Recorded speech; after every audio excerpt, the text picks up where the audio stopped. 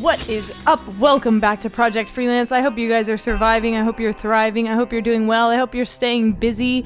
So if you remember, we did an episode about the coronavirus, and I had one of my guests, Auzzy, on, and this is actually a full episode with Auzzy about what he does as a freelance sideshow performer. So we're going to be talking to him about how he got into performing, the crazy things that he does, where he got his inspiration from, what his plans are for the future, and what his education background is. So I hope you guys enjoy this episode of the podcast. But before we get started, I need to let you know that I have a book out. It's called No Tracers, an Urban Explorer's Diary, and it's full of high-res photography and stories from all of the abandoned buildings that I've explored over the past 4 years. So if you guys want to pick up a copy of that and support my art, I would love for you to do so. Head to justtheletterk.com/notracers. Or if you would like to get a photo print of one of my photos, I have some exclusive photos up on Darkroom. If you don't know what Darkroom is, it is a newer platform for prints, canvas prints, metallic prints, poster prints, all different types of prints. And I've got some exclusive stuff up there. It's justtheletterk.darkroom.tech. I'll put a link down in the description for you if you guys want to support my art during this time where, we are all struggling. But if you want to support my art, head to justtheletterk.darkroom.tech and pick up a print. I've actually got some prints of Butch Loxton from LA, otherwise known as the Skeleton of Color.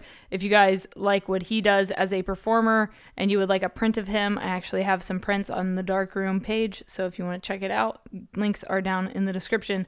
But without further ado, let's get into this episode with Auzzy Blood. Please introduce yourself and what it is that you do to the Project Freelance audience. My name is Austin Punton, but I normally go by the name of Auzzy Blood. That's Auzzy Blood. I spell it out because everybody normally calls it Ozzie or, like Ozzy Osbourne, but Auzzy Blood. And what I do under that name is I'm a performer, so I consider myself a self-employed freelance artist. I go out and try to just inspire people that they can accomplish anything they put their minds to, because I put myself through some pretty crazy things, which is sword swallowing and pushing the limitations and endurance of the human body, essentially. Tell me about when you first got into performing. Where did your love for performance arts come to life?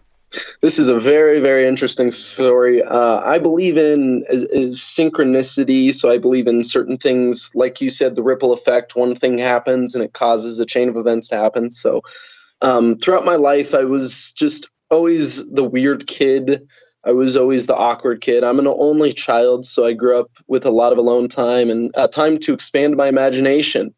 So I was a very playful kid that always loved to act out, and just my parents would call me a drama queen because I was just over the top with everything, no matter what. I loved acting in the school plays and doing stuff like that. So I guess that's really where it began as a performer, as silly as it sounds, but we all have a starting place. So fast forward to high school. Throughout the years, I loved Guinness Book of World Records, Ripley's Believe It or Not, just weird, odd things, So I was out at Huntington Beach with some friends because I originally grew up in California before I moved to Vegas. And we were just out wandering around shooting a video for YouTube. And then there's a group of people dancing. After they finished up doing their street performance, there's another gentleman that came out and he did some street performance while hammering a nail into his nose and swallowing a sword.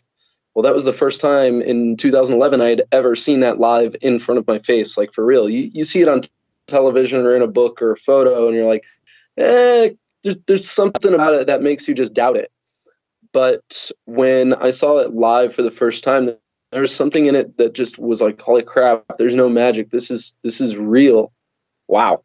And it just blew my mind in a way that just kind of shifted my perspective on how strong the human body was. So I grew up with a love for anatomy and biology and all that, and went to school to be a certified medical assistant. And while I'm in school in Nevada, in Las Vegas, for schooling, one night I'd come home, I turn on Netflix, I'm looking for something to watch. Well, I see the show called Freak Show on AMC. And so it was a television show that was on AMC's channel. And it featured this Venice Beach freak show and the gentleman swallowing swords on it, his name was Morg, and I looked at him, I was like, that guy looks really familiar. It was the same dude I'd seen in 2011 doing street performance. Crazy. So I had done some research and started looking into it. Well, he had taught himself everything he knew without a medical background, and it was just very interesting to me that he did that. So I had always loved Vegas and the street performance of Fremont Street. So I thought, well, do I want to work for a doctor the rest of my life, or do I want to have a little bit of an adventure on the side? So I began to train myself in sideshow stunts, which is hammering nails into my nose, sticking objects through different orifices, condoms through the face, chain, and then I worked all the way up to these giant 1/4-inch thick meat hooks, which now I can lift up to 50 to 60 pounds with that hook while it's in my skull, and lifting weight with my eye sockets, and swallowing swords while doing push-ups. I actually have a world record for the most push-ups while swallowing a sword, which is 31. So that's kind of like, it was just a weird collection of things that pushed me to become a crazy performer and show people you can do anything you push your mind to, because that's what inspired me.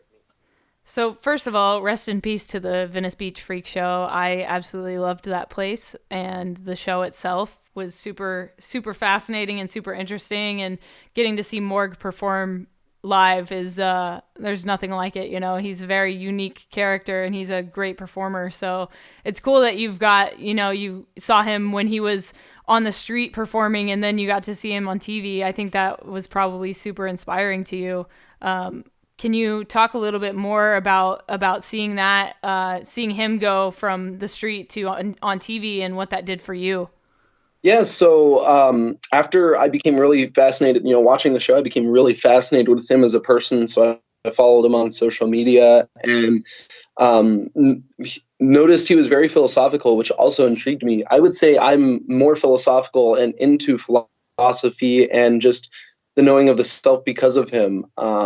So it was just this whole thing of like, okay, he then released a book, which was called The Metaphorical Suicide. And while I was at an internship for a spine and joint place, still coming out of school, just getting into the street performance thing and starting all that, I had bought and read his book, The Metaphorical Suicide, and it changed my life in a way of analyzing my situations that just, it helped expand my mind. Is the simplest of words. I could go on and explain what process, like what kind of a process I went through, but I think it's better you just go out and read it for yourself, because it's a book that is about killing everything that isn't you to become your best version, becoming yourself in a way that is self-built, not built from the culture around you, but built internally to externally, if that makes sense. He talks about analogs and different things in the book, which really helped my mind. So that gave me the tools to focus on myself, evolve in different areas, build my skills up as a performer, as a content creator, and just he was very inspiring as a person. So that really motivated me and gave me the confidence to put myself out there in different ways, because of the way this book helped rearrange the thoughts and processes in my mind. It was very interesting. And can you talk a little bit about the first time you got paid to perform? I would love to hear that story. Yeah, so a long time I would do like backyard punk shows, and I would get paid cash, maybe like $30-$40. So it was exciting. But one of the biggest events I did that changed my life was doing Ozfest meets Knotfest.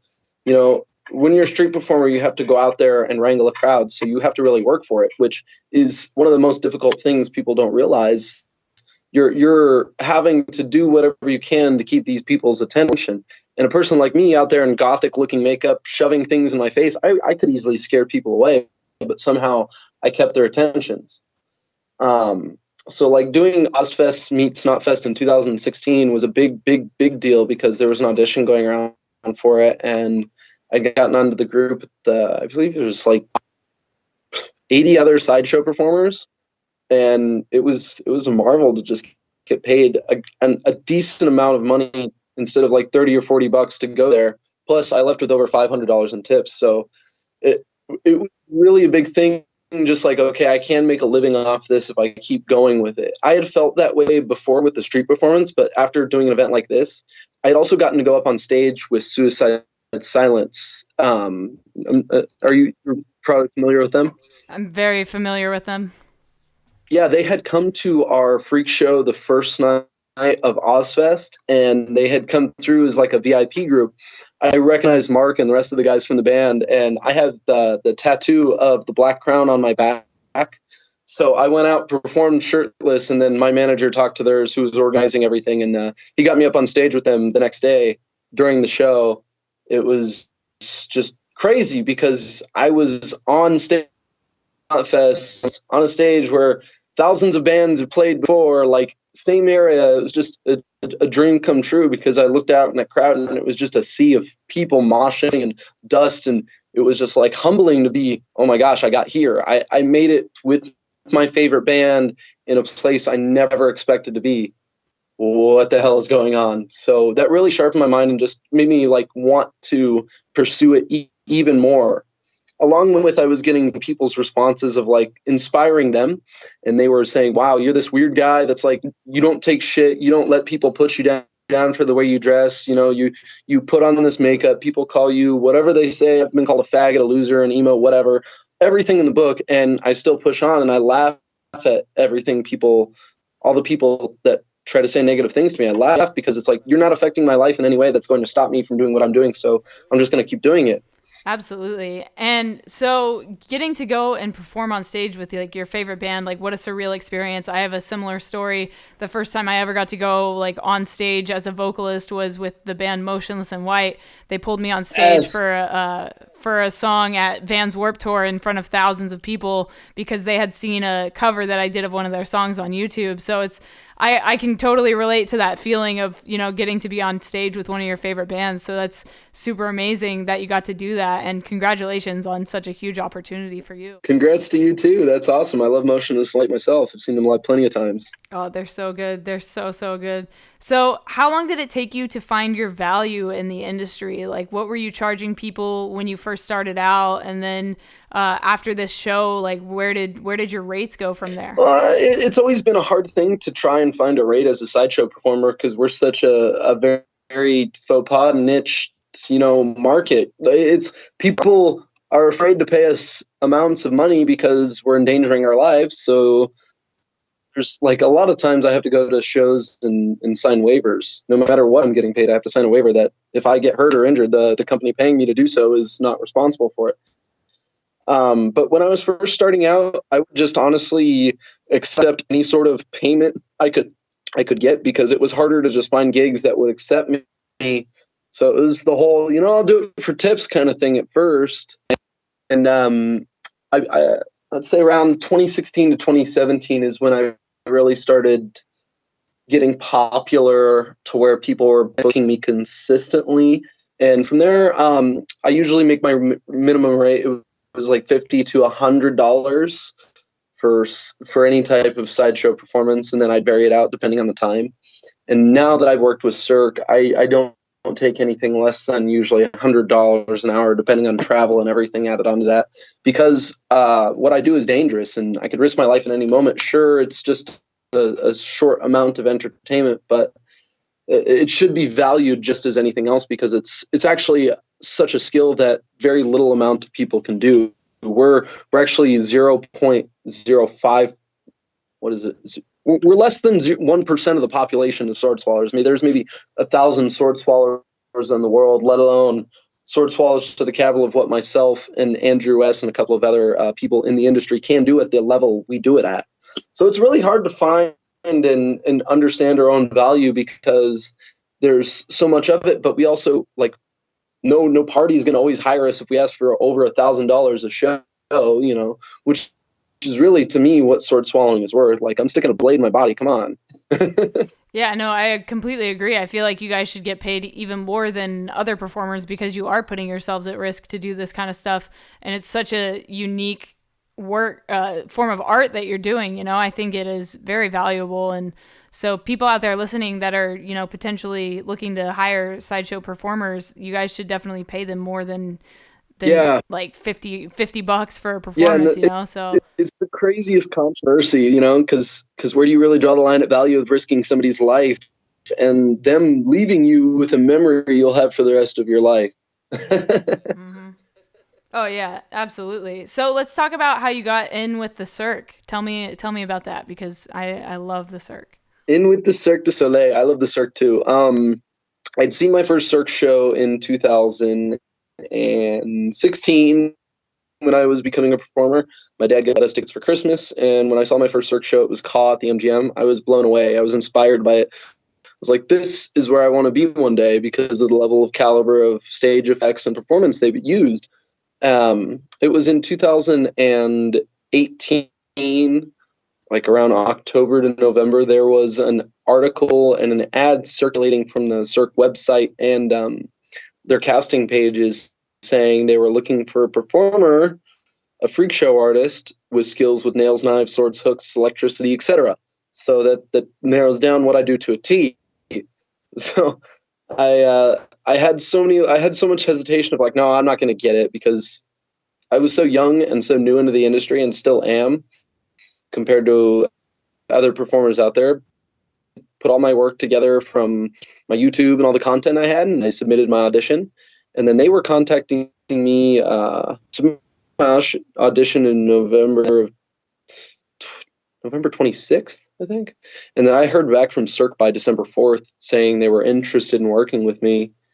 And then flew to Montreal in May, which out there we did our month-long training and conditioning, which was just getting on the standards of Cirque and like everything they put us through, learning about the production, meeting our fellow castmates, and it was crazy. I'm sad it so quickly.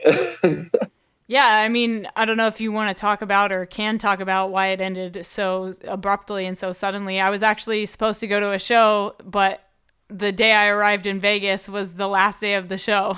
So I didn't Yeah, get to I see it, mean, and I'm what I super can bummed say about it. is that it was we were supposed to go into creation period because of the reviews that the show is getting. The show is getting horrible reviews because people are expecting a Cirque show. You know, they're expecting acrobatics, aerial effects, and things of that nature. Well, when they came to see a show with lots of violence and stunt fighting and a torture scene, including myself, you know, they didn't like it. So we got a lot of bad reviews very quickly. And there were other things about the show I think they needed and could have fixed, which we thought they were going to. But MGM is the one that decided to pull the plug, from my knowledge, and then that's really it. They just wanted to pull the plug instead of going into a creation period, which probably because of how much money they lost. I don't know any of the facts or details. This is just what I've grasped from my side of working it. Uh, but it just sucks they didn't want to give the show any love, that it was more about the money. And it's in a way kind of good it happened the way it did, because we would have just ended up closing anyways because of the corona circumstance. So I'm happy it ended the way it did, as strange as that sounds at a time like this. Now, it would be a completely opposite parallel if the coronavirus epidemic wasn't going on. Then I probably would be very sad that my job had ended, because all of the other Cirque shows would still be going. But now that the whole world is shifting in a different direction, it's kind of like, okay, this may have happened for a reason. Again, synchronicity, I don't know. Yeah, no, totally. Like talk about the universe like lining things up. Like it seems like, it was inevitable that it was going to end either way. So I mean, at least you guys get you get a payout, I assume from the cancellation. Yeah, it was they bought us out of our contracts, so that was nice. See, that's nice. If they closed because of this virus, it probably would have been a completely different story. So I mean, that's one positive that comes out of the whole thing. So Yeah, we really good off for that. yeah. Have you ever had any internships or have you ever been a mentor for anybody? I have had an internship as CMA, so I worked at a spine and joint institute. The internship was over 500 hours, I believe. It was a big internship. And there I did spinal decompression, some physical therapy, and laser therapy, which is like this. It's a subdermal laser that goes through different layers of tissue to activate healing effect frequencies on a cellular level, if that makes sense. Yeah. So your education background came into play when it comes to your sword swallowing and things like that. Can you talk a little bit about using your education to further your freelancing career? Yeah, I had no idea becoming a CMA would help me on so many levels as a performer, man. So, since I have a diverse now, I don't know everything in the medical book, mind you. I can't name every bone in the body. I can't name all the muscles by heart, but I have roughly enough knowledge to perform any type of first aid or emergency care in a situation that could provide it. So, being a performer, that's helped me in levels of like just learning how to take care of myself and other people, and being able to navigate the body safely with what I do, because if I do something wrong, I have to understand what's going on, what it feels like, how to respond to it. So it's allowed me, all the knowledge I grasped from school allowed me to just become a better performer, and I never expected that. It allowed me to keep myself safe in unsafe situations, and I've been able to mentor other people in ways to keep them safe, or ways to take care of their body. And I haven't really used that in freelance, but more like just more or less than just helping other people out there with personal advice. No, that's rad. I think that's great that you're, taking that background and the knowledge that you've gained in school to help other people. I think that's super awesome and, invaluable to a lot of people out there. So that's rad that you're doing that. Who are some of your influences in the performance arts world? Well, Morg definitely. A gentleman named Andrew S. And also Jim Carrey. Jim Carrey he's, performer, he's an actor, but he's an inspiration because of the way he carries himself, the way he chooses to make people laugh. He's always been inspiring to me. Who else can I think of right I was going to say, you got to love Jim Carrey, man. He's amazing. Yeah. I wonder what he's up to during all of this craziness right now. Probably just being his crazy self. Probably painting. Probably painting. Painting like crazy. So have you ever been screwed over on a job? Yes, plenty of times. There's jobs I've done full shows for and then not gotten paid at the end because the person was greedy and selfish. There's events I've gone to where other performers have tried to get me, even though we were hired separately from the same event, they've tried to get me kicked off the event. And at that same event where they were trying to get me kicked off, I had my backpack and other objects stolen from me. Coincidence, right? When I never had another problem at event. And there's just certain things like I've had people try to scam me or try to what's the word? Try to get money out of me for promotion, and then nothing really ever follows through for it. So I've experienced a little bit of everything, and it sucks that people are that cold. And like, why do we have to treat our fellow humans like crap when we know they're in some way or another in the same shoes as us? We're all struggling to survive in this world, so why make it harder on one another? Absolutely. And as a freelancer, do you have any questions for, any part of your business or anything like that? Not that I can think of right now. I just know I'm just wondering what this coronavirus is going to do to myself and everybody else, and people spending money in the economy. Like, people probably aren't going to buy stuff online as much as they used to. People aren't going to spend money on services because we're going into survival mode. So, like, again, what's the next step? Yep, definitely. And my last question for you is, what is something you know now that you wish you knew when you started? What is something I wish I knew when I started? I wish I knew more about being able to coordinate and develop systems of money. So like being able to invest in certain ways and save that money and then put it into other projects. I wish I was smarter with my money earlier on. Amen to that, man. I wish I was smarter with my money earlier on too. But hey, it's all a learning experience. If people want to find you or hire you or pick your brain some more, where can they find you online? So they can find me on Facebook, Patreon, YouTube, Instagram, and Auzzy Blood. That's AUZZY Blood. And they can hire me for all sorts of things. I do everything from sideshow performance. I paint custom creepy baby dolls, and I can also teach you about the human anatomy if you want to learn about it hands over hand. So, yeah, long list of weird stuff from this guy. So that was my episode with Auzzy Blood. Auzzy, thank you for coming on the podcast. I had a blast talking to you. If you guys want to follow him on social media, all of his links will be down in the description.